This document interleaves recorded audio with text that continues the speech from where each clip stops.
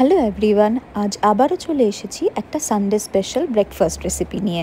রবিবার হলেই মনটা কেমন যেন আমার লুচি লুচি করে, কিন্তু আজ লুচি না, দেখাবো কচুরি আর ভাজা মশলার ঝালঝাল আলুর দম। কচুরি দোকানের বেশি ভালো লাগলেও এই সময় বাড়িতে একটু কষ্ট করে বানিয়ে নেওয়াটাই ভালো। বলতে পারো নিজের ঠাক নিজেই পেটাচ্ছি, কিন্তু দোকানের চেয়ে কিন্তু কিছু কম হয়নি আজকের খাবারটা।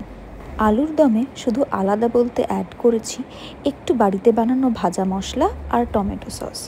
আর কচুরির পুরটা বানিয়েছি কালো জিরে, হিং আর বাড়িতে বানানো ছাতু দিয়ে।